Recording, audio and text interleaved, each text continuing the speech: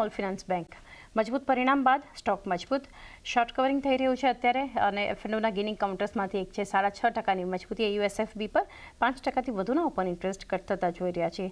Days high પર છે અત્યારે સ્ટોક, કઈ રીતે સલાહ આપશો?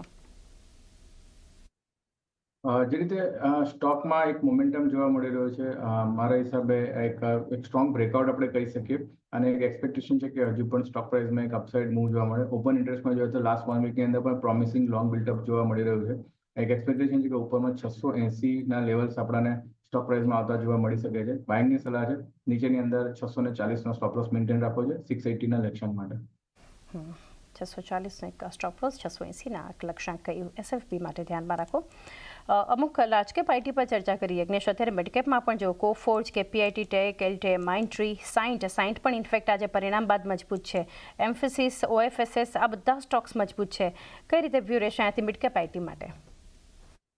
ઓવરઓલ જે રીતે આઈટી સેક્ટરમાં બઝિંગ જોવા મળી રહ્યું છે, એમ્ફેસિસનું એક કાઉન્ટર છે, ઘણું સ્ટ્રોંગ નીચેથી એક મૂવમેન્ટ બતાવી રહ્યું છે.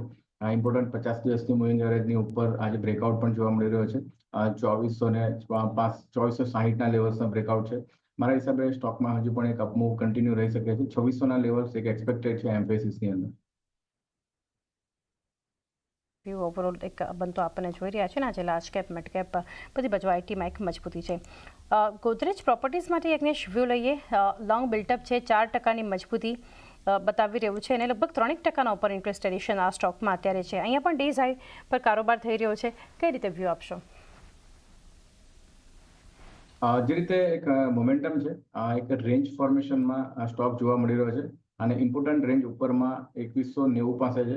ઓલમોસ્ટ આપણે લેવલ્સ રીટેસ્ટ કરીશું અને સ્ટોકમાં નીચેમાં એક ઇમ્પોર્ટન્ટ સપોર્ટ લગભગ આપણે જોઈએ છે તો 1940-1950 પાસે જોવા મળ્યો છે. તો સ્ટોક અત્યારે તો એક રેન્જની અંદર છે. એક્સપેક્ટેશન છે કે આપણને ઉપરમાં 2200ની ઉપર એક સ્ટ્રોંગ બ્રેકઆઉટ જોવા મળે. તો 2200ના બ્રેકઆઉટના માટે વેઇટ કરવો જોઈએ. કન્ડિશનલ બાય છે, 2200ના બ્રેકઆઉટ પર બાઇંગની સલાહ છે.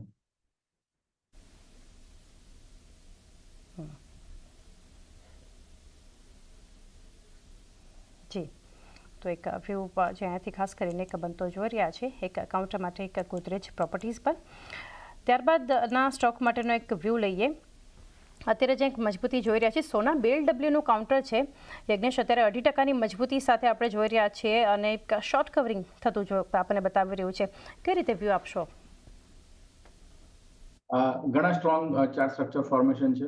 એક ગેપ અપ ઓપનિંગ બાદ સ્ટોક એક સાઇડવેઝ કન્સોલિડેશનમાં ગયો છે અને ત્યાંથી આપણે જોઈએ તો લોઅર લેવલ્સ નીચેમાં 440ના રીટેસ્ટ કરીને ફરીથી સ્ટોક અપર સાઇડ રેઝિસ્ટન્સને રીટેસ્ટ કરી રહ્યો છે. મોમેન્ટમ એક એક્સપેક્ટેડ છે કે પોઝિટિવ રહી શકે છે. બાઇંગની સલાહ છે આ લેવલ્સ પર. નીચેમાં 445 પાસે સ્ટોપ લોસ મેન્ટેન રાખવો જોઈએ અને ઉપરમાં એક એક્સપેક્ટેશન છે કે 50 દિવસની મૂવિંગ એવરેજ 490 પાસે જોવા મળી રહી છે. તો 490 સુધીના મૂવ આપણને સ્ટોકની અંદર આવતા જોવા મળી શકે છે. તો એક વ્યૂ જોઈ રહ્યા છે કે સોના BLWના કાઉન્ટરમાં આજે ત્યાં પણ એક મજબૂતી છે. HDFC AMC માટે વ્યૂ લઈએ યજ્ઞેશ. 2%ની મજબૂતી આપણે લોંગ સાઇડ પર બિલ્ટઅપ જોઈ રહ્યા છે. કઈ રીતે વ્યૂ આપશો? HDFC AMCમાં ઘણા સ્ટ્રોંગ બ્રેકઆઉટ 4150 પાસે જોયા હતા અને લાસ્ટ લગભગ 4 ટ્રેડિંગ સેશનમાં જ આપણે ઓલમોસ્ટ 4600ના લેવલ્સ જોયા અને ઉપરમાં જે ઇમ્પોર્ટન્ટ રેઝિસ્ટન્સ છે 4550 પાસે જોવા મળે. તો આજેની ઉપર આપણે ટ્રેડ તો કરી રહ્યા છે, પરંતુ જે રીતે લાસ્ટ 4 ટ્રેડિંગ સેશનનો એક વન સાઇડેડ મૂવ છે તો આ લેવલ્સ પર બાઇંગની સલાહ નથી. મારા હિસાબે રેઝિસ્ટન્સ પર બાય કરવું બહુ યોગ્ય નથી લાગી રહ્યું. તો અત્યારે સ્ટોકમાં વેઇટ એન્ડ વોચ કરવું જોઈએ. તો એક view weight and watch HDFC AMC પર બનતો જોઈ રહ્યા છે. સોલાર ઇન્ડસ્ટ્રીઝમાં યજ્ઞેશ અત્યારે શોર્ટ કવરિંગ છે. 2.5%ની મજબૂતી સાથે આપણે સોલાર ઇન્ડસ્ટ્રીઝમાં યજ્ઞેશ 5% ઉપર ઇન્ટરેસ્ટ કટ થતા જોઈ રહ્યા છે. આપ કઈ રીતે વ્યૂ આપશો? ઘણા સ્ટ્રોંગ મૂવ છે. જે રીતના એક લોંગ બિલ્ટઅપ જોવા મળી રહ્યું છે. સ્ટોક એક ઇમ્પોર્ટન્ટ ઓલરેડી મૂવ બતાવી ચૂક્યો છે. 12120ના એક સ્ટ્રોંગ બ્રેકઆઉટ આપણે 2 ટ્રેડિંગ સેશન પહેલા જોયા હતા અને એક ત્યારબાદ આપણે ઘણો સ્ટ્રોંગ અપમૂવ જોયો છે. ઇમ્પોર્ટન્ટ જે રેઝિસ્ટન્સ ફોર્મ થયો હતો, જે પ્રીવિયસલી હાઈ ફોર્મ થયો હતો 13300 પાસે, મને એવું લાગી રહ્યું છે કે 13300ના લેવલ્સ આપણને આ સ્ટોકમાં આવતા જોવા મળી શકે છે. પરંતુ જે રીતે લાસ્ટ 4 થી 5 ટ્રેડિંગ સેશનમાં આપણે જોઈએ છે તો વન સાઇડેડ એક મૂવ જોયો છે અને back to back green close જોવા મળી રહ્યા છે, પોઝિટિવ ક્લોઝિંગ જોવા મળી રહ્યા છે. તો એક સ્ટોપ લોસ ક્યાં મૂકવો એ એક ઇમ્પોર્ટન્ટ અહીંયા બની રહે છે. તો મારા હિસાબે અત્યારે જે રીતનું હાયર લેવલ્સ પર ટ્રેડ કરી રહ્યું છે એકવાર કોઈ રિટ્રેસમેન્ટ બતાવે છે નાનું, ત્યારબાદ બાઇંગની સલાહ છે. લેવલ્સ જે ધ્યાનમાં રાખવા જોઈએ 12,800 12,700 આ એક ઇમ્પોર્ટન્ટ સપોર્ટ છે.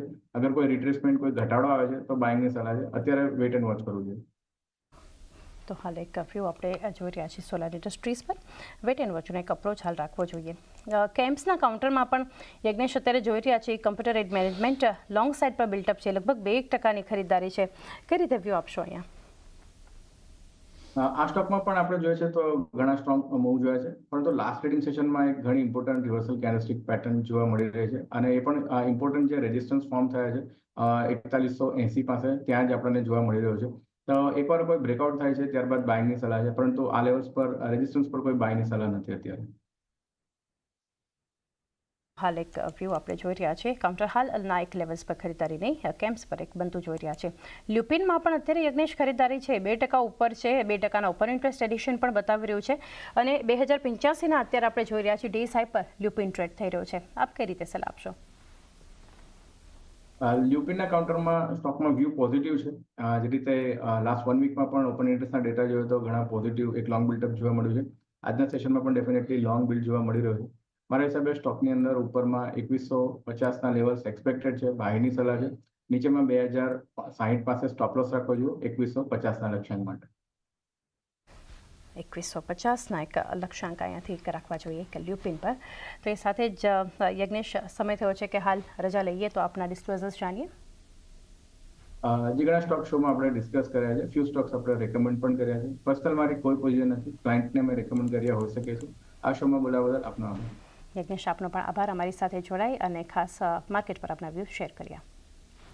તો રજા લેતા પહેલાં એક નજર ક્વિકલી કરી લઈએ માર્કેટ તરફ, કારણ કે અત્યારે જોઈ રહ્યા છે 24,326ના લેવલ્સ પર નિફ્ટી લગભગ 0.5%ની એક મજબૂતી બતાવી રહ્યું છે. સેન્સેક્સ જો 0.5% ઉપર અને 80,150ના સ્તર છે. મિડ કેપ સ્મોલ કેપ મજબૂત છે, પરંતુ ઓવરઓલ ઉપલા લેવલ્સથી જે શરૂઆત હતી ત્યાંથી થોડા નીચે આવ્યા છે. માર્કેટ 54,736 પર છે. Mid cap small cap index પણ 16,950 પર જોઈ રહ્યા છે. નિફ્ટી બેંક જ્યાં 56,000ની ઉપરની શરૂઆત હતી એક નવા રેકોર્ડ સાથે, ત્યાંથી ઘણું નીચે છે અને 55,660 પર નિફ્ટી બેંક પણ અત્યારે આપણને ફ્લેટ કામકાજ કરતું જોઈ રહ્યા છે. તો એ સાથે જ